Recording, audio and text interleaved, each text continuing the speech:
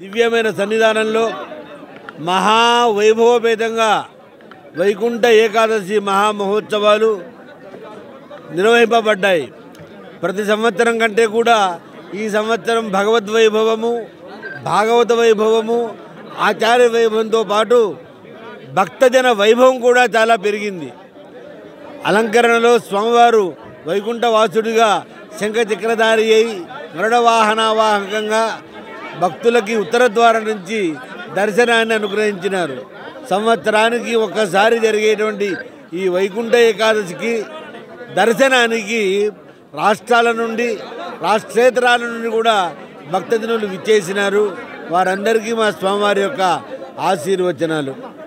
ఈరోజు నుంచి 6 రోజుల పాటు ఆళ్వార్ దివ్య ప్రబంధ అధ్యయన మహోత్సవాలు ఆస్థానం ద్వారా నిర్వహింపబడుతూ ఉంటాయి.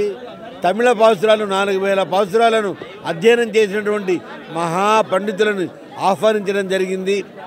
వారందరూ కూడా వేద సారమైనటువంటి ఆ ప్రబంధ పఠనాలు చేస్తుంటారు.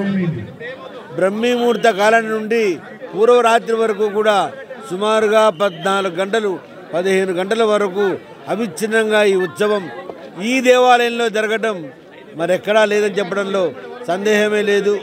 అంత వైభవంగా జరుగుతాయి. ఈ జీవాత్మలన్నీ కూడా పరమాత్మను చేరుకునేటువంటి ఉత్సవమే, తెలియజేసే ఉత్సవమే అధ్యయన మహోత్సవం.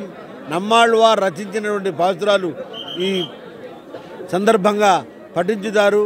అలంకార వైభవం జరుగుతుంది. భక్తులందరూ కూడా సేవించండి, తరించండి. స్వస్తి.